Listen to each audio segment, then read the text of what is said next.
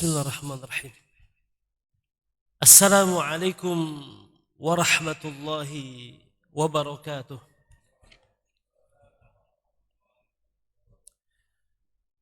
Alhamdulillahi hamdan kathiran tayyiban mubarakan fihi kama yuhibbu rabbuna wa yarda.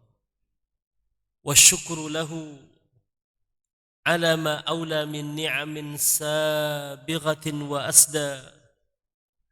أحمده حمدا يليق بجلال وجهه الكريم وعظيم سلطانه.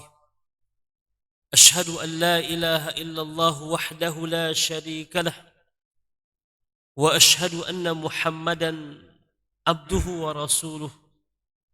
اللهم صل وسلم وبارك على نبينا محمد صلى الله عليه وعلى آله وأصحابه ومن تبعهم بإحسان إلى يوم الدين. أما بعد، قال الله تعالى في القرآن الكريم: أعوذ بالله من الشيطان الرجيم.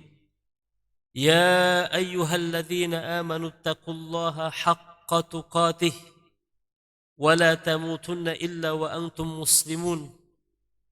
وقال أيضا: يا أيها الناس اتقوا ربكم الذي خلقكم من نفس واحدة وخلق منها زوجها وبث منهما رجالا كثيرا ونساء واتقوا الله الذين تساءلون به والأرحام إن الله كان عليكم رقيبا.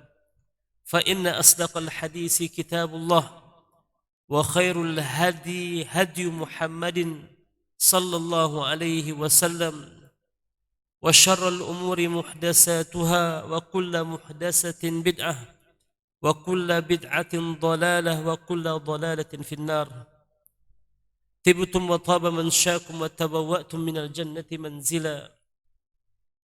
Segala puji bagi Allah Subhanahu wa taala atas nikmat yang selalu Allah curahkan dalam kehidupan kita, mengiringi setiap helaan nafas kita, detak jantung kita, kedipan mata kita, setiap detik waktu yang berlalu dalam kehidupan kita. Sesungguhnya semua itu adalah karunia Allah yang sampai kapanpun kita tidak akan pernah bisa untuk menghitungnya.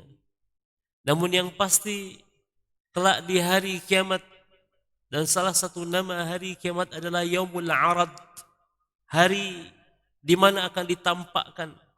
Dan salah satunya adalah nikmat yang dulu pernah kita rasakan semasa di dunia, sehingga kita akan membuat pernyataan di hadapan Allah Tabaraka wa Ta'ala, fa'arrafaha, maka ia akan mengakui bahwa semua itu adalah nikmat yang dulu di dunia telah Allah Subhanahu wa Ta'ala berikan. Namun yang menjadi persoalan adalah summa latus'alunna yawma idzin 'anil na'im.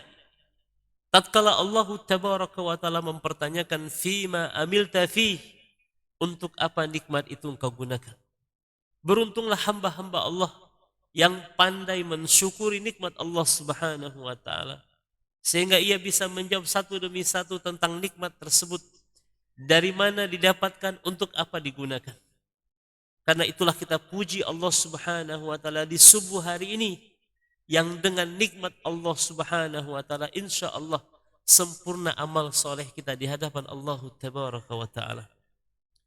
Salawat dan salam bersama kita sampaikan untuk Rasulullah sallallahu alaihi wasallam, contoh dan teladan, rujukan dan patokan. Dan ini bukan hanya sekedar slogan, tapi adalah hakikat yang ingin kita wujudkan.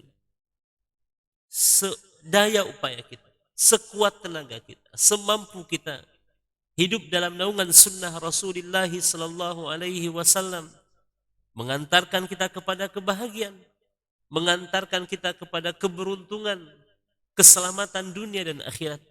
Dan inilah yang telah dinyatakan oleh Allah Tabaraka wa Ta'ala dalam surat Al-Ahzab, laqad kana lakum fi Rasulillahi uswatun hasanatun liman kana yarjullaha wal yawmal akhir wa dzakarallaha katsira.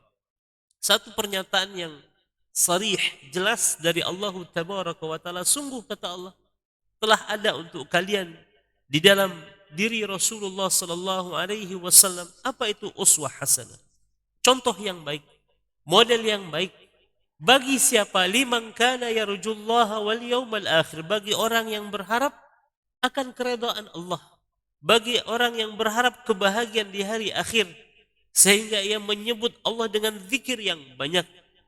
Karenanya ada di antara hamba-hamba Allah, ada di antara umatnya Rasulullah sallallahu alaihi wasallam yang tidak ingin mendapatkan karunia ini.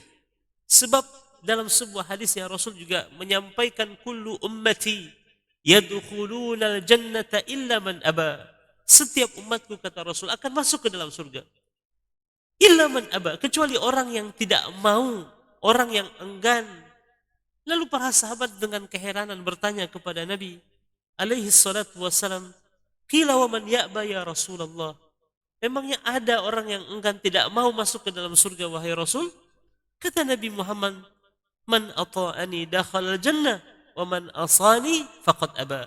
Barang siapa yang mentaatiku, maka ia akan masuk surga, dan orang yang durhaka terhadap apa yang kubawa kepadanya, maka sungguh dia telah mengabaikannya.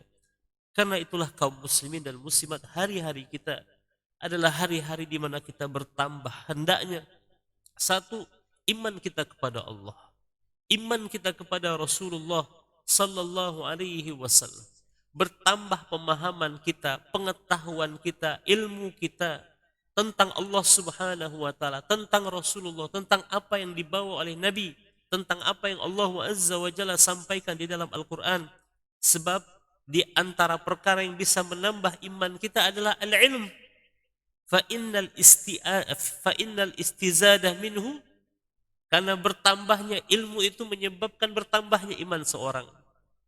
Jundub bin Abdullah dengan Ibnu Umar radhiyallahu anhuma dan para sahabat yang lainnya juga mengatakan, ta'allamnal iman wa ta'allamnal Qur'an fazidna al-iman.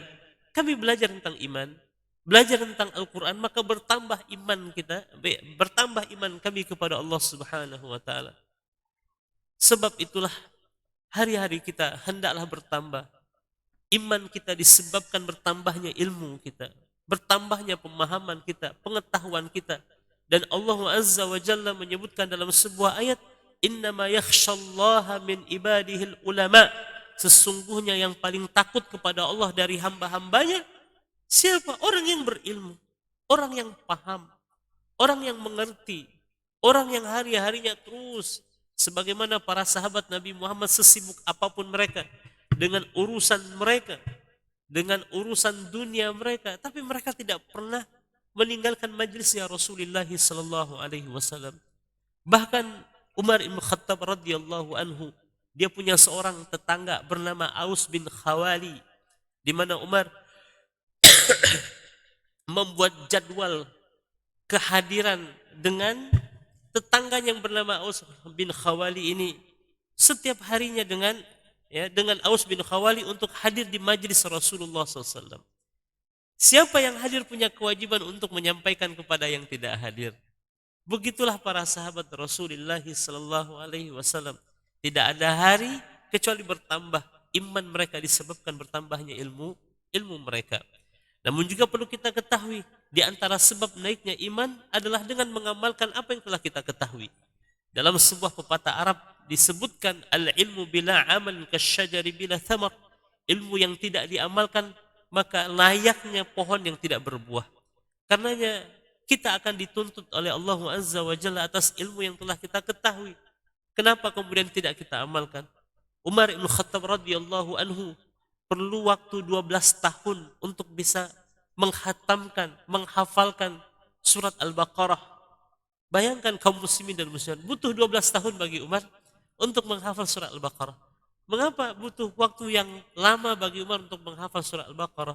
Butuh waktu 12 tahun bagi Umar. Karena Umar bin Khattab tidak akan berpindah dari satu ayat kepada ayat berikutnya kecuali ia telah mengamalkan ayat tersebut. Begitulah para sahabat Rasulullah sallallahu alaihi wasallam, bukan hanya sekedar menuntut ilmu, mendapatkan ilmu, tapi mereka berusaha untuk mengamalkan ilmu yang telah mereka dapatkan. Lihat pernyataan Ibnu Mas'ud radhiyallahu anhuma, seorang sahabat Nabi Muhammad alaihi salatu wasalam yang bacaan Qur'annya begitu sangat indah. Bahkan Rasul dalam sebuah hadis yang mengatakan barang siapa yang ingin bacaan Al-Qur'annya seperti kali pertama diturunkan, artinya seperti bacaan malaikat Jibril alaihi salam, maka hendaklah ia membaca seperti bacaan Abdullah bin Mas'ud radhiyallahu anhu. Apa kata Abdullah bin Mas'ud? Sesungguhnya kita, ia sampaikan di hadapan para sahabatnya, di susah payah untuk menghafal Quran, tapi dimudahkan untuk mengamalkannya. Namun akan ada kaum setelah kita, kata Abdullah bin Mas'ud, mereka dimudahkan oleh Allah Azza wa Jalla untuk menghafal Al-Quran, namun susah bagi mereka untuk mengamalkan Al-Quran. Karena itulah kaum muslimin dan muslimat, bertambahnya ilmu kita hendaknya juga diiringi bertambahnya amal kita. Walaupun amal kita sedikit, walaupun amal kita itu dalam sebuah hadis yang Rasul mengatakan sebaik-baik amal adwamuha wa in qallah, terus menerus, continue, sekalipun amal itu sedikit, tapi ketika kebaikan itu terus kita lakukan, istiqamah di atasnya, maka itu jauh lebih baik dibandingkan kita kemudian beramal banyak lalu kemudian berhenti untuk waktu yang lama setelah itu. Karena kita berusaha sedikit dari ilmu yang kita miliki ini, hendaklah kita amalkan dalam kehidupan kita sehari-hari. Karena salah satu sebab bertambahnya iman seseorang adalah al-amal. Selain daripada ilmu dan amal juga yang bisa menyebabkan bertambahnya iman seseorang adalah adzikru wal fikr. Adzikru wal fikr. Banyaknya mengingat Allah, banyaknya menyebut-nyebut nama Allah Azza wa Jalla. Bahkan Rasul selalu mengingatkan para sahabatnya, jaddidu imanakum, perbarui iman kalian, kata Rasul. Lalu para sahabat bertanya kepada Nabi, kaifa nujaddidu imanana, bagaimana cara bagi kami untuk memperbaharui iman kami wahai Rasul? Dan Rasul mengatakan, aktsiru min qauli la ilaha illallah, perbanyaklah untuk melafazkan la ilaha illallah. Ini akan menambah iman kita. Semakin banyak kita menyebut nama Allah, semakin banyak kita memikirkan akan kebesaran Allah Azza wa Jalla dalam kehidupan kita, maka ini juga akan menambah iman kita kepada Allah Tabaraka wa Ta'ala. Dan semoga majlis kita di subuh hari ini juga menjadi wasilah, menjadi sarana bertambahnya iman kita kepada Allah Tabaraka wa Ta'ala. Kita ingin iman kita ini seperti imannya ibu Nabi Musa, seperti halnya iman Nabi Musa, seperti halnya imannya Rasulullah dan para sahabatnya. Dikisahkan oleh Allah Azza wa Jalla dalam surat Al-Qasas ayat yang ke-7. Apa kata Allah Azza wa Jalla? Wa auhayna ila ummi Musa an ardi'ihi fa idza khifti alaihi fa alqihi fil yammi wa la takhafi wa la tahzani inna radduhu ilaiki wa ja'iluhu minal mursalin. Allah ceritakan dalam surat Al-Qasas ini, tatkala kami wahyukan, kata Allah, tatkala kami sampaikan kepada siapa? Kepada ibunya Nabi Musa. An ardi'ihi, agar engkau wahai ibu susukan anakmu itu. Fa idza khifti alaihi, dan jika engkau khawatir dengan keselamatan dan keamanan anakmu. Kita tahu bahwa Nabi Musa lahir pada masa di mana Fir'aun sedang memberlakukan sebuah ketetapan, setiap bayi laki-laki yang lahir dari kalangan Bani Israel maka dibunuh. Keputusan ini merupakan hasil dari takwil mimpi Fir'aun, di mana ia bermimpi dan kemudian ditakwil oleh para penakwil mimpinya bahwa kerajaan yang akan diruntuhkan oleh seorang anak yang lahir dari kalangan Bani Israel. Baru saja ia bermimpi, tapi kehidupan Fir'aun telah berubah. Begitulah Allah berkuasa membuat seseorang bahagia atau sengsara. Dan karena mimpinya ia kemudian sengsara dalam hidupnya. Baru saja dengan mimpinya Allah telah kemudian membuat kehidupan Fir'aun tidak lagi tenang. Karena itulah dia memberlakukan sebuah keputusan membunuh setiap bayi laki-laki yang lahir dari kalangan Bani Israel. Dan Nabi Musa lahir tepat pada masa kebijakan itu sedang ditetapkan. Karenanya ibu Nabi Musa begitu sangat khawatir. Dan Allah katakan, fa idza khifti alaihi, dan jika engkau khawatir wahai ibu tentang keselamatan dan keamanan anakmu itu kalau dia berada dalam pangkuanmu, gendonganmu, pelukanmu, fa'alqihi fil yamin, cemplungkan ia ke dalam sungai, hanyutkan ia ke dalam sungai. Di satu sisi, ibu Nabi Musa begitu sangat dilema antara mempertahankan anaknya dalam pelukannya atau dicemplungkan ke dalam sungai. Ibu mana yang tega akan menghanyutkan anaknya ke dalam sungai kecuali ibu yang telah hilang rasa kasih sayang di dalam hati. Tapi secara umum, ibu mana yang tega mencampakkan anaknya ke dalam sungai? Tapi karena ini adalah wahyu Allah Azza wa Jalla dan dia yakin kepada Allah dengan keyakinan yang sempurna kepada Allah Azza wa Jalla sebab ini adalah wahyu yang Allah wahyukan kepadanya. Wa auhayna ila ummi Musa, dan telah kami wahyukan kepada ibunya Nabi Musa. Apalagi Allah kemudian memberikan jaminan setelah itu, wala takhafi wala tahzani, jangan kau takut wahai ibu, jangan kau bersedih wahai ibu. Inna raduhu ilaiki, sesungguhnya kami, kata Allah, akan kembalikan anakmu itu kepadamu. Satu jaminan yang langsung datang dari Allah. Artinya bukan hanya keamanan dan keselamatan, bahkan akan kami kembalikan ia dalam keadaan aman dan selamat wahai ibu. Waja'iluhu minal mursalin, dan kami akan jadikan anakmu itu di antara para rasul kami. Subhanallah. Dan apa yang terjadi? Fafi'lu ummi Musa. Ibu Nabi Musa melakukan apa yang Allah wahyukan kepadanya tanpa ada keraguan, tanpa ada sedikit pun di dalam hatinya ya syak wasangka di dalam dirinya, raib, tanpa ada keraguan, yakin akan apa yang Allah beritakan dan sampaikan kepadanya. Dan kalau kita ikuti kisah ya Nabi Musa alaihissalam setelah itu, betapa indah bagaimana cara Allah Azza wa Jalla mengembalikan Nabi Musa ke pangkuan ibunya dalam keadaan aman dan selamat dalam penjagaan kerajaan Fir'aun, serta mendapatkan kesejahteraan yang luar biasa dari kerajaan Fir'aun. Begitu juga pada saat Nabi Musa alaihissalam Farra ini melarikan diri dan bersama para pengikutnya dari pengejaran Fir'aun dan bala tentaranya. Pada saat Nabi Musa dan para pengikutnya dihadapkan dengan satu kondisi di mana tidak ada lagi tempat mereka untuk berlari. Tidak ada tempat lagi mereka untuk meloloskan diri karena di hadapan mereka ada Laut Merah yang membentang luas. Di belakang mereka ada Fir'aun dan bala tentaranya. Di tengah kondisi seperti itu, apa kata para pengikut Nabi Musa alaihissalam sebagaimana yang Allah ceritakan kepada kita dalam surat Asy-Syu'ara ayat 61. Qala ashabu Musa inna lamudrakun. Dan berkatalah para pengikut Nabi Musa, sesungguhnya kita, wahai Musa, benar-benar akan tertangkap. Karena logika manusia memang tidak ada lagi tempat mereka untuk berlari. Di depan ada Laut Merah, belakang mereka ada Fir'aun dan bala tentaranya. Mau lari kemana lagi? Mau meloloskan diri kemana lagi? Karena itulah mereka dengan penuh keputusasaan mengatakan kepada Nabi Musa, inna lamudrakun, sesungguhnya kita benar-benar akan tertangkap wahai Musa. Tapi lihat bagaimana dengan imannya Nabi Musa. La yashukku lahmah. Nabi Musa tidak ada sedikit pun keraguan di dalam hatinya. Karena hati Nabi Musa sudah diisi, sudah penuh dengan imannya kepada Allah. Dia yakin Allah akan menyelamatkannya. Dia yakin Allah akan menolongnya. Sekalipun dia tidak tahu bagaimana cara untuk selamat pada saat itu, Bapak Ibu. Wa in kana la yadri. Meskipun dia tidak tahu bagaimana dia untuk selamat dari keadaan tersebut.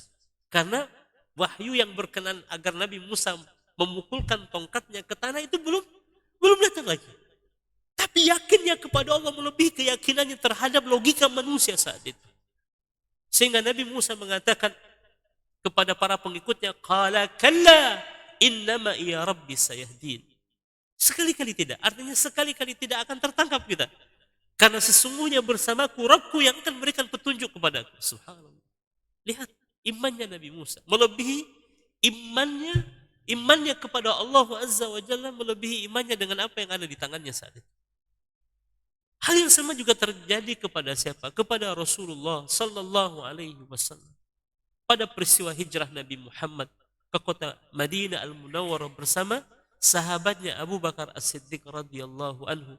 Tatkala orang-orang Quraisy mengejar mereka dan pengejaran itu telah sampai di tempat di mana Nabi Muhammad dan Abu Bakar bersembunyi, yaitu Gua Thur. Selama 3 hari 3 malam Rasul bersama Abu Bakar berada di gua tersebut dalam rangka untuk mengelabui orang-orang Quraisy. Karena Rasul tidak menempuh jalur yang biasa dilewati oleh orang-orang pada umumnya tatkala hijrah atau pergi ya ke kota Madinah Al-Munawwarah. Rasul mencari rute yang lain dan salah satunya Rasul kemudian bersembunyi di Gua Thur. Dan dikisahkan iqtarabal musyrikun, orang-orang musyrik sudah begitu sangat dekat dengan Rasul dan Abu Bakar As-Siddiq. Mereka sudah berada di depan pintu sebagaimana yang dikisahkan oleh Abu Bakar As-Siddiq. Apa kata Abu Bakar As-Siddiq radhiyallahu anhu? Nadartu ila aqdamil musyrikin wa nahnu fil ghar wa hum ala ru'usina. Aku melihat kaki-kaki orang musyrik di saat kami sedang berada di Gua Thur, kata Abu Bakar As-Siddiq. Dan mereka tepat berada di atas kami. Jadi posisi Gua Thur itu kaum muslimin dan muslimat berada di atas bukit. Dan gua itu bukanlah gua yang dalam lagi besar, melainkan gua yang sempit. Dan kemudian gua tersebut memiliki lubang di bawah. Sehingga Rasul dan Abu Bakar berada di bawah. Dan pintu gua itu ada di atas. Sehingga kemudian kata Abu Bakar kepada Rasulullah, ya Rasulullah, lau nadhara ahaduhum ila aqdamihim, ya sekiranya salah seorang di antara mereka melihat kaki mereka, la absarna, niscaya mereka akan melihat kita berada di bawah atau di dalam gua ini. Abu Bakar khawatir, dan yang dikhawatirkan bukan tentang dirinya, tapi yang dikhawatirkan oleh Abu Bakar As-Siddiq adalah keselamatan Rasulullah Sallallahu Alaihi Wasallam.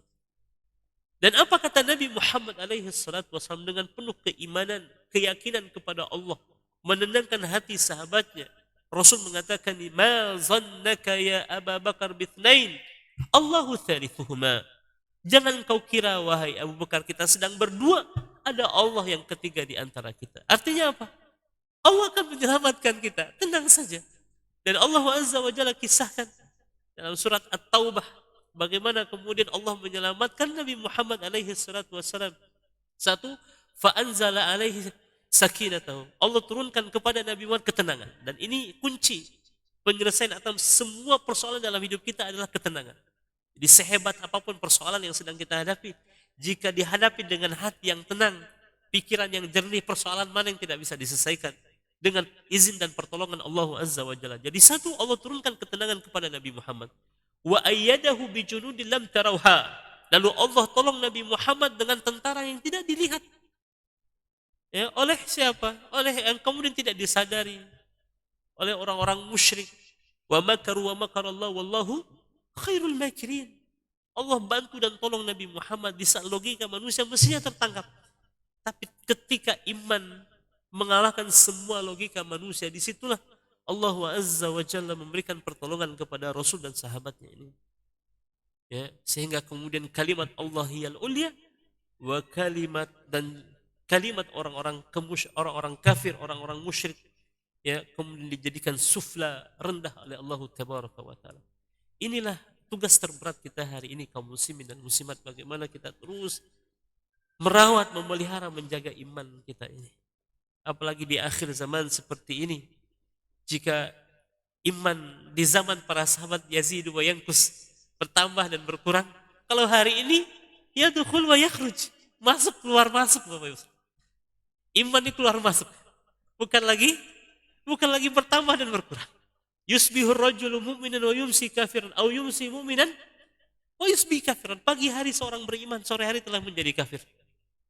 Sore hari beriman, pagi hari telah menjadi kafir. Jadi iman di akhir zaman ini bukan lagi bertambah, berkurang, tapi keluar masuk, Bapak Ibu. Dan semoga Allah Azza wa Jalla jaga iman kita agar istiqamah sampai kapan, wala tamutunna illa wa antum muslimun. Mudah-mudahan Allah selalu jaga iman kita. Kaum muslimin dan muslimat yang dirahmati Allah Tabaraka wa Ta'ala, di subuh hari yang penuh berkah ini insyaallah kita akan membaca satu hadis dari 40 hadis atau 42 hadis yang dikumpulkan oleh Imam An-Nawawi rahimahullah di dalam kitabnya yang kemudian disebut dengan Al-Arba'in An-Nawawi. Al-Arba'in An-Nawawiyah. Dan kitab hadis Al-Arba'in An-Nawawi ini banyak, ya, telah disyarah oleh para ulama, dan buku yang ada di hadapan kita adalah Syarah Muhammad bin Salih Al-Utsaimin rahimahullahu taala. Di subuh hari ini insyaallah taala kita akan membaca hadis yang ke-15, di mana hadis yang ke-15 ini datang dari sahabat Rasulullah yang bernama atau diberi gelar Abi Hurairah radhiyallahu anhu. seorang sahabat yang mulia. Beliau terbilang paling banyak meriwayatkan hadis Rasulullah SAW. Padahal keislaman beliau jika dibandingkan dengan sahabat yang lainnya, ya keislamannya tidak lama, artinya baru ketika Nabi Muhammad telah hijrah ke kota Madinah, lalu kemudian Abu Hurairah pun ya datang bersama Tufail bin Amr ad-Dausi ke kota Madinah. Namun setelah dia datang ke kota Madinah, hari-hari Abu Hurairah ini adalah hari-hari menemani Nabi Muhammad, mendampingi Rasul. Kemanapun Rasul pergi, di situ ada Abu Hurairah. Karenanya ia termasuk bahkan menjadi sahabat yang paling banyak meriwayatkan hadis Rasulullah sallallahu alaihi wasallam. Anna Rasulullah sallallahu alaihi wasallam qala, bahwasanya telah bersabda Rasulullah sallallahu alaihi wasallam. Apa kata Nabi? Man kana yu'minu billahi wal yawmil akhir falyakul khairan aw liyasmut. Wa man kana yu'minu billahi wal yawmil akhir falyukrim jarahu. Wa man kana yu'minu billahi wal yawmil akhir falyukrim dhaifahu. Rawahu al-Bukhari dan Muslim. Artinya hadis ini muttafaq alaih antara Imam Al-Bukhari dan Muslim akan kesahihannya. Rasulullah sallallahu alaihi wasallam mewasiatkan kepada kita umatnya. Apa kata Nabi Muhammad? Man kana yu'minu billahi wal yawmil akhir. Barang siapa yang beriman kepada Allah dan hari akhir. Ini akan banyak kita temukan kaum muslimin dan muslimat. Iman kepada Allah itu selalu digandengkan dengan iman kepada hari akhir. Baik di dalam Al-Quran maupun di dalam As-Sunnah. Itu akan banyak kita temukan pernyataan iman kepada Allah digandengkan dengan iman kepada hari akhir. Dan ini memberikan kesan kepada kita betapa Allah sangat-sangat ingin kita selalu mengaitkan kehidupan kita ini dengan kehidupan akhirat. Ya. Karena Imam Ali rahimahullah, Imam Ali radhiyallahu karamallahu wajhah, dalam sebuah ungkapannya mengatakan la insya illa insyal akhir. Tidak ada kehidupan kecuali kehidupan akhirat. Artinya hidup di dunia ini bukanlah kehidupan kita yang sebenarnya. Karena hidup kita yang sebenarnya adalah akhirat. Dan di dunia ini hanyalah tempat kita untuk mampir dan singgah. Begitulah Rasul mengibaratkan dalam sebuah hadisnya. Ya, ma mathali wa mithlu dunya illa qarakibin sara fi yaumin saifin, kata Rasul. Tidaklah permisalanku dengan dunia ini kecuali seperti seorang yang sedang mengendarai hewan tunggangannya di hari yang terik, di tengah hari yang terik, fastadalla tahta syajaratin, lalu kemudian dia berteduh di bawah sebuah pohon karena saking teriknya matahari yang menerangi pada saat itu. Summa raha wa tarakaha, lalu dia berehat sebentar, lalu dia akan tinggalkan pohon tersebut. Artinya Nabi Muhammad hanya ingin menyampaikan hidup di dunia ini hanya sebentar, mampir saja. Tidak lama, kata Nabi Muhammad. Dan umur umat Rasulullah SAW disebutkan oleh Nabi dalam sebuah hadisnya hanya ma baina sittin wa sab'in. Hanya antara 60 sampai 70 tahun saja. Umur yang amat sangat singkat jika dibandingkan dengan umur umat para nabi dan Rasul sebelum Nabi Muhammad alaihi salatu wassalam yang sampai 1000 tahun, ratusan tahun. Sedangkan umur umatnya Nabi Muhammad hanya di kisaran 60 sampai 70 tahun saja. Kalaulah kita boleh memilih, walaupun kita tidak bisa memilih, tapi kalau boleh memilih, kita mau pilih mana, Pak? Umur yang panjang atau umur seperti umatnya Rasulullah SAW? Mau pilih yang mana, Pak? Oh, 700 tahun, Pak, umur. Jadi salah satu bentuk sayangnya Allah kepada umatnya Rasulullah SAW. Karena Allah memang menciptakan laqad khalaqnal insana fi kabad. Kita ini diciptakan oleh Allah di dunia ini dalam keadaan susah payah. Diuji. Dan Allah tidak ingin kita bersusah payah di dunia ini lama-lama.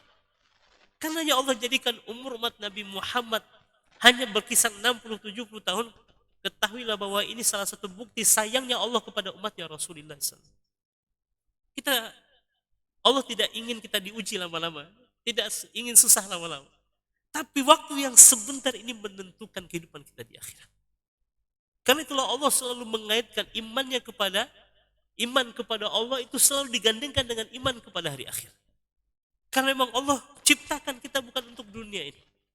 Walaupun dunia ini Allah ciptakan untuk kita, tapi kita bukanlah diciptakan oleh Allah untuk dunia ini. Karena kita sesungguhnya adalah makhluk akhirat. Dan di akhirat khalidina fiha abad, kekal selama-lamanya. Karenanya Allah Azza wa Jalla selalu ingatkan kita tentang iman kepada hari akhir. Termasuk Rasulullah SAW di dalam hadisnya ini menyebutkan man kana yu'minu billahi wal yawmil akhir.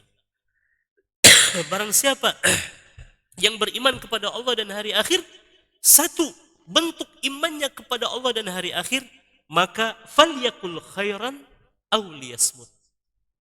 Kalau kita benar beriman kepada Allah dan hari akhir, maka hendaklah berkata baik atau diam, kata Rasulullah sallallahu alaihi wasallam.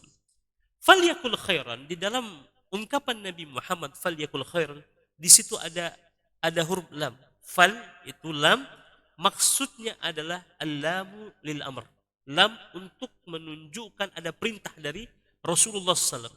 Falyakul, maka hendaklah ia, orang yang beriman kepada Allah dan hari akhir tadi, berkata baik. Wal khairu naw'ani, dan perkataan baik ini ada dua macam. Yang pertama adalah khairun fil maqali binafsih. Ya, perkataan itu jelas baik, atau wa khairan fil muradibih. Atau maksud dari perkataan itu baik. Ya, jadi tatkala Rasul mengatakan falyakul khairan, ada dua makna yang terkandung dalam baik dalam pandangan Nabi Muhammad. Satu, perkataan itu adalah memang perkataan baik. Yang kedua, yang diinginkan dari perkataan itu adalah kebaikan. Ammal khairu fil maqal, adapun kebaikan dalam perkataan tersebut, ka'an yadhkurullah, seperti berzikir, menyebut nama Allah Subhanahu wa taala, bertasbih, memuji Allah, membaca Al-Qur'an, mengajarkan ilmu, mengajak kepada kebaikan, mencegah dari kemungkaran, dan semua ini adalah baik. Perkataan ini semuanya baik. Tatkala kita menyebut nama Allah, tatkala kemudian kita membaca Al-Qur'an, tatkala kita menyampaikan nasihat, tatkala kemudian kita mengajarkan ilmu, tatkala kita melaksanakan atau menegakkan amar ma'ruf nahi munkar, maka itu adalah kebaikan. Adapun wa amal khairu li ghairihi, baik ya, li ghairihi kan yaqula qawlan laysa khairan fi nafsihi walakin min ajli idkhali surur ala julasaihi. Contohnya adalah perkataan yang secara langsung memang tidak ada kebaikan. Tapi perkataan ini diungkapkan untuk menghadirkan kebahagiaan dalam diri seseorang. Tatkala kita sedang berada dalam kebersamaan, dalam keramaian, lalu kita mengungkapkan perkataan yang membuat orang lain bahagia, maka perkataan yang membuat orang lain itu bahagia juga adalah kebaikan. Di idkhalus surur, membahagiakan orang lain dengan ungkapan yang baik, itu juga adalah bagian dari sedekah, dari kebaikan. Ya, walaupun kemudian pada dasarnya tidak ada kebaikan yang secara spesifik Bapak Ibu, tapi perkataan itu kita ungkapkan untuk menghadirkan kebahagiaan dalam orang lain. Misalkan kita berikan penghargaan dia terhadap kebaikan yang telah dia lakukan. Misalkan apa? Jazakallahu khairan Pak, sudah mengantarkan minuman untuk saya dan lain sebagainya misalkan. Atau saya melihat Bapak hari ini begitu sangat cerah, secerah mentari di pagi hari ini misalkan begitu kan, untuk menghadirkan kebahagiaan, maka memasukkan kebahagiaan ke dalam hati orang lain itu juga merupakan kebaikan. Fa inna hadza khairul lima yatarattab alaihi minal unsi wa izalatil wahsyah wa husulil ulfah. Karena perkataan yang baik yang membuat orang bahagia itu akan menghadirkan apa? Satu, keterkaitan hati. Yang kedua, adanya kasih sayang dan kelembutan sesama kita Bapak Ibu.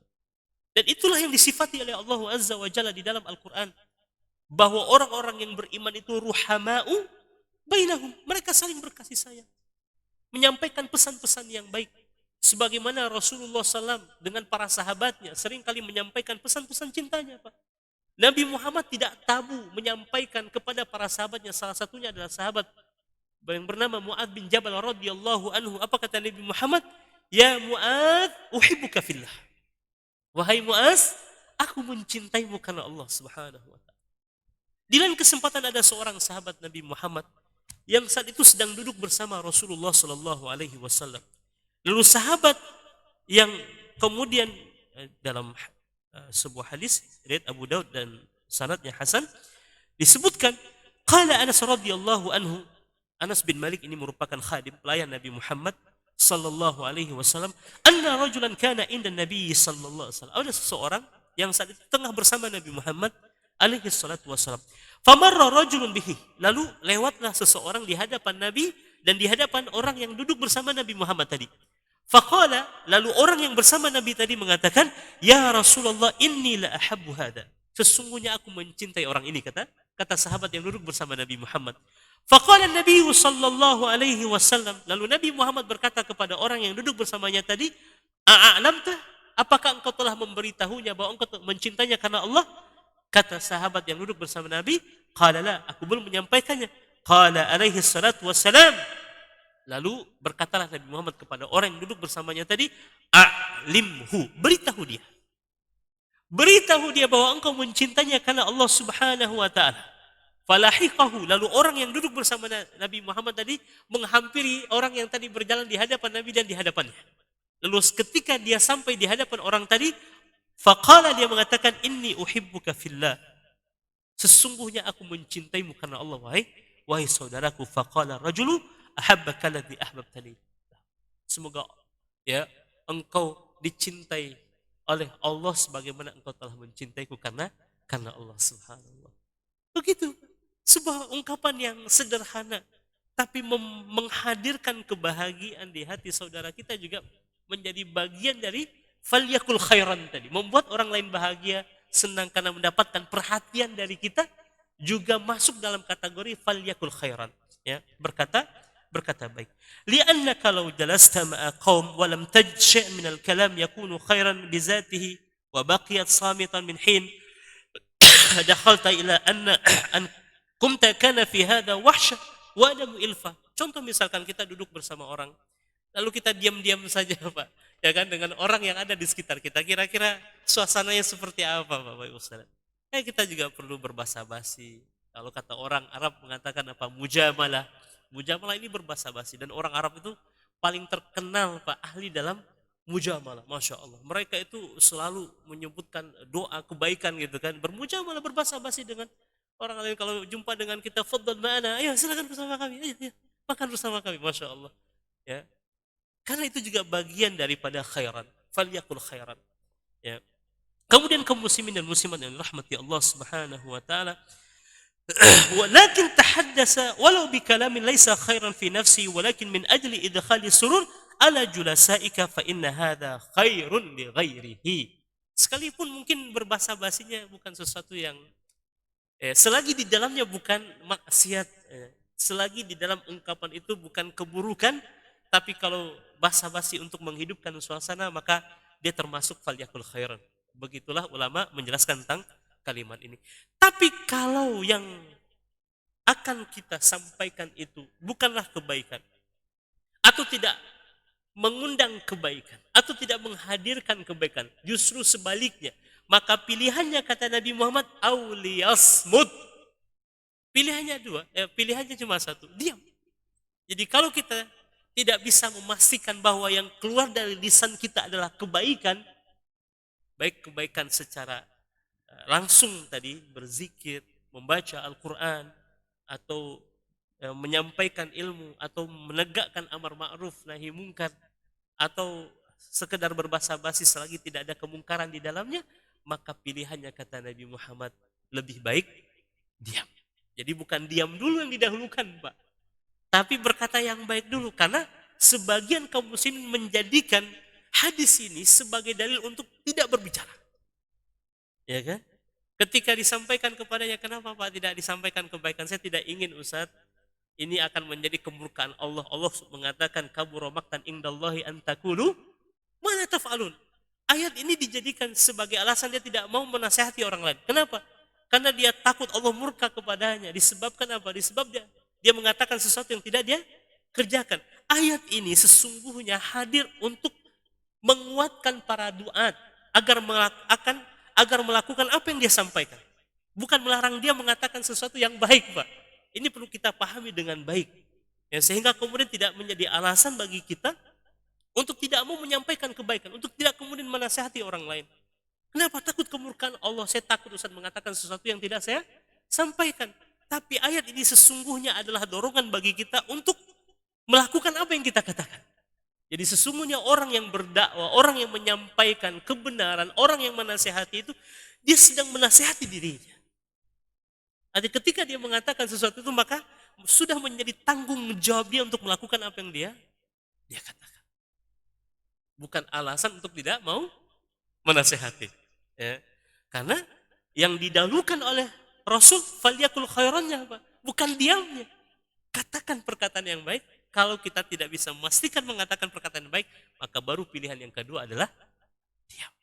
Kemudian kaum muslimin dan muslimat, pada kalimat berikutnya Rasul mengatakan, "Wa man kana yu'minu billahi wal yawmil akhir falyukrim jarahu." Barang siapa yang beriman kepada Allah dan hari akhir. Artinya di antara tanda iman kita kepada Allah dan hari akhir, falyukrim jarahu, maka hendaklah ia memuliakan tetangganya. Jarahu fil bait. Tetangganya di sekitar rumahnya, Bapak Ustaz. Wa dhahir annahu yashmul hatta jarahu fil muttajir.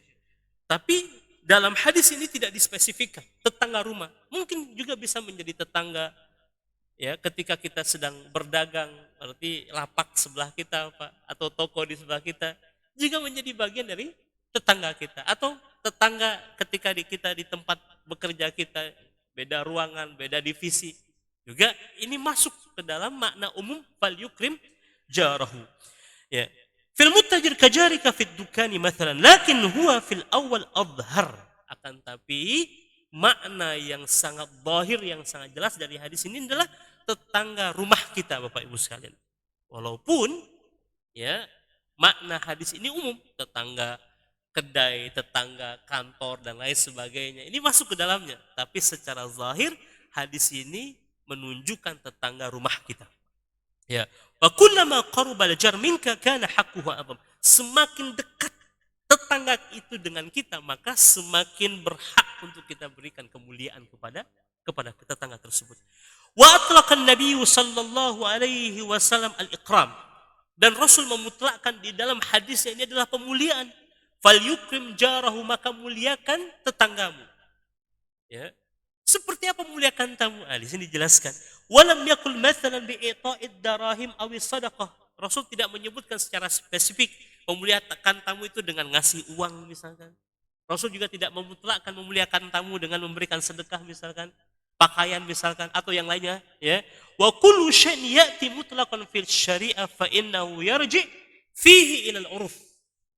Dan bentuk pemuliaan tamu ini juga mengandung makna disesuaikan dengan adat dan kebiasaan yang ada di daerah tersebut, selagi tidak bertentangan dengan syariat. Ya, selagi tidak bertentangan dengan syariat, mungkin dengan ngasih makanan, mungkin dengan apa misalkan kita muliakan tamu kita, tetangga kita, perhatian ketika dia sakit, ini masuk ke dalam makna yang sangat umum. Ketika dia sakit jenguk, ketika dia dalam kesulitan tolong gitu. Ya, dan disesuaikan dengan adat istiadat yang ada di tempat tersebut selagi adat itu tidak bertentangan dengan syariat. Ya. Wa fil manzumati al-fiqhiyah, di dalam sebuah pandangan fikih dikatakan wa kullu ma ata wa lam yuhaddid bi syara' kal hazri fa bil urfi ahdad. Segala sesuatu yang tidak dibatasi oleh syariat maka maknanya umum sesuai dengan adat kebiasaan. Selagi adat dan kebiasaan itu tidak bertentangan dengan syariat. Ya. Kemudian kaum muslimin dan muslimat, fal ikramu idzan laisa 'ainan bal ma addahu an-nas ikraman. Maksud fal yukrim, maka muliakan tetanggamu, ini bersifat umum, tidak spesifik Bapak Ibu sekalian. Ya, bentuk pemuliaan ini sangat umum sekali. Bagaimana cara kita memuliakan tamu? Wa yakhtalifu min jarin ila akhar. Tentu akan berbeda Pak antara satu tetangga dengan tetangga yang lainnya. Contoh misalkan, fajarukal fakir rubbama yakunu ikramuhu bi raghifin khubzin. Kalau tetangga kita itu mohon maaf miskin misalkan, maka sesuaikan dengan kebutuhan dia, apa yang dia butuhkan. Oh, ternyata dia butuh apa? Butuh makanan. Maka muliakan dia dengan kita mengantarkan makanan kepadanya. Atau misal wajarukal ghadi. Tetangga kita yang kaya raya, kalau kita kasih makanan dia merasa dengan cara ini Pak sedekah saya kepada Bapak, bukannya kita memuliakan dia, justru dia merasa menghinakan dia. Mungkin mungkin kita doakan dia, mungkin kita berikan dia sesuatu yang memang pantas untuk diberikan kepadanya, Pak. Jadi juga proporsional dalam memuliakan tetangga. Ya, tidak sama. Karena adil itu bukan berarti sama. Adil itu proporsional, menempatkan sesuatu pada tempatnya. Ya kan? Lihat kebutuhannya apa, lihat apa yang kemudian dia butuhkan, mungkin kita berikan sesuai dengan kebutuhan dia. Jangan samakan antara tetangga yang fakir dengan tetangga yang kaya kemudian kita memperlakukannya. Wajarukal wadi' rubbama yaktafi bi adna syai'in fi ikramihi. Wajaruka syarif yahtaju ila akthar. Beda ya, tetangga yang memang dia punya kemuliaan, dia punya kedudukan di tengah-tengah masyarakat, dengan tetangga yang memang misalkan dia tidak mau memperhatikan tetangga-tetangga yang lain, misalkan sebagai bentuk pelajaran kepadanya, mungkin yang dia butuhkan apa, nasihat, tapi dengan cara yang baik tentunya. Karena ya nasihat ini sebenarnya dalam sebuah ungkapan para ulama mengatakan iradatul khairi liman suhilahu, menginginkan kebaikan bagi orang yang kita nasihati. Bagi kita yang mendapatkan nasihat, berbahagialah Pak. Jangan marah. Karena nasihat itu tanda sayang orang itu kepada kita. Tapi bersedihlah ketika kita melakukan keburukan, kemaksiatan, lalu tidak ada yang peduli dengan kita, tidak ada yang menasihati kita, itu tanda orang tidak sayang lagi dengan kita.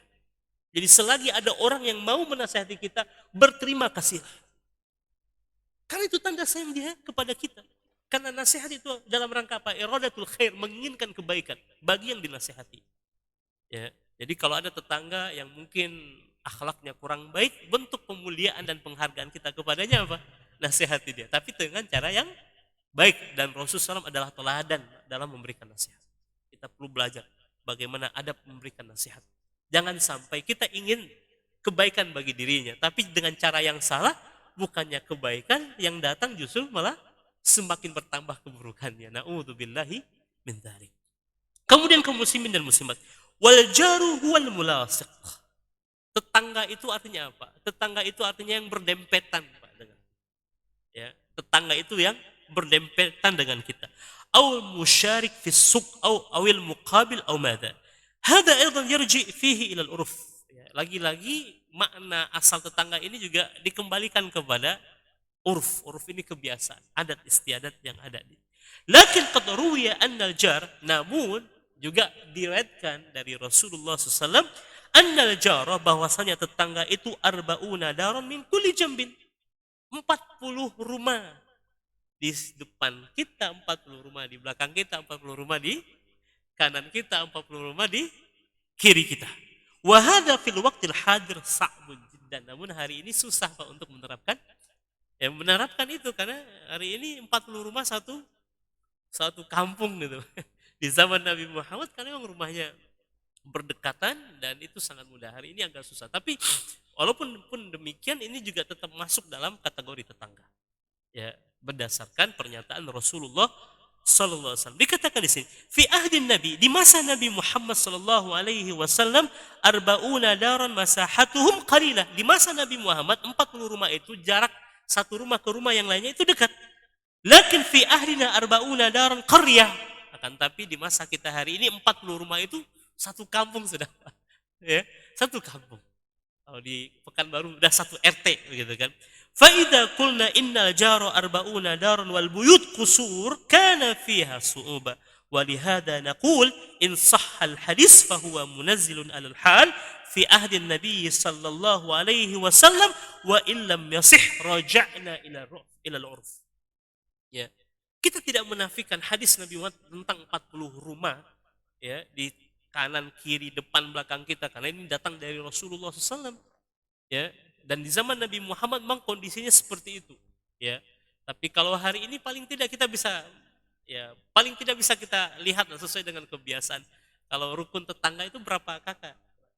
Bukan satu RT itu berapa kakak? Kakak kan yang dihitungnya. Berapa kakak? 50 kakak. Nah, kalau sudah kemudian menjadi ketetapan uruf kebiasaan yang ada, berarti paling tidak satu RT itu adalah tetangga kita. Ya, kalau di zaman Nabi Muhammad 40 rumah itu mudah untuk kemudian diaplikasikan. Karena rumah mereka berketat. Dan hari ini kan manusia semakin banyak, dan yang paling memungkinkan sesuaikan dengan kebiasaan, dan kebiasaan kita Ya, RT itu adalah rukun tetangga dan satu tetangga yang sekitar 50 kakak. Ya, tapi bukan berarti menafikan keterangan dari Nabi Muhammad alaihi salatu wassalam. Kemudian yang terakhir kaum muslimin dan muslimat, Rasul mengatakan man kana yu'minu billahi wal yaumil akhir falyukrim dhaifahu. Barang siapa yang beriman kepada Allah dan hari akhir, maka hendak ia memuliakan tamunya. Ad-dhaif wan nazil bik. Tamu itu orang yang datang kepada kita, Pak. Ya, qarajulin musafir nazala bik, seperti seorang yang dalam ya, perjalanan, seorang musafir datang ke rumah kita, maka dia adalah tamu kita. Fahadha dhaifun yajibu ikramuhu bima ya'uddu ikraman. Maka wajib bagi kita untuk memuliakan tamu yang datang ke rumah kita. Qala ba'du ahli ilmi, sebagian ulama mengatakan innama tajibu diyafa idza kana fil qura. Sebagian ulama mengatakan bahwa wajibnya diyafa memuliakan tamu ini ketika tamu itu datang ke satu desa, kampung. Apa alasannya Bapak Ibu sekalian? Karena kalau di desa, ya kan, tempat penginapan jarang ditemukan, ya kan, kemudian apalagi mataim, tempat makan juga nggak ada, gitu kan.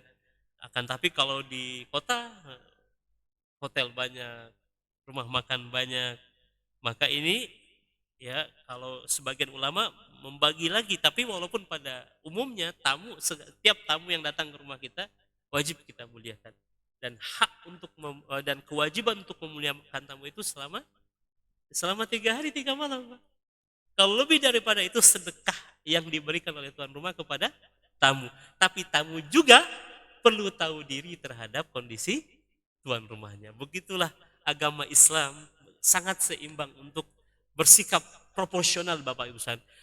Sebagai tuan rumah wajib bagi kita untuk memuliakan tamu. Namun tamu juga wajib memperhatikan kondisi tuan rumahnya. Di situ ada balance, keseimbangan yang diajarkan oleh Islam. Tapi wajibnya seorang tuan rumah ya memuliakan tamunya itu 3 hari 3 malam, lebihnya adalah sedekah ya, yang diberikan oleh tuan rumah kepada tamunya. Wallahu a'lam bishawab. Mudah-mudahan bermanfaat dan bisa kita amalkan dalam kehidupan kita sehari-hari. Ada 3 hal. Barang siapa yang beriman kepada Allah dan hari akhir, maka hendaklah ia berkata perkataan baik atau lebih baik dia. Yang kedua, jika dia beriman kepada Allah dan hari akhir, maka muliakan tangga ya. Sesuai dengan kemampuan kita tentunya. Ya, dan niat kita benar-benar ingin menerapkan hadis sunnah Rasulullah SAW dan Nabi Muhammad yang telah memberikan keteladanan hatta bahkan kepada tetangga seorang yang Yahudi, tua renta buta, Bapak Ibu, yang kerap kali mencaci maki Nabi Muhammad, tapi Rasul selalu berbuat baik kepadanya.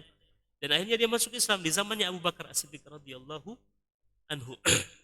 Kemudian yang ketiga, barang siapa yang beriman kepada Allah dan hari akhir, muliakan tamu.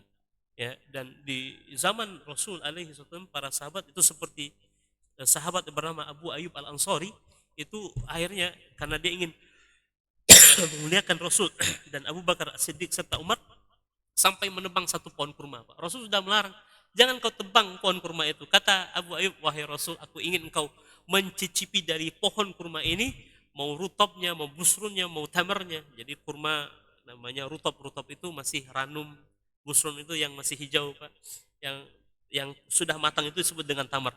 Aku ingin engkau mencicipi semua buah yang dari pohon ini, wahai Rasul. Lalu kemudian Abu Ayyub menyembelih seekor kambing.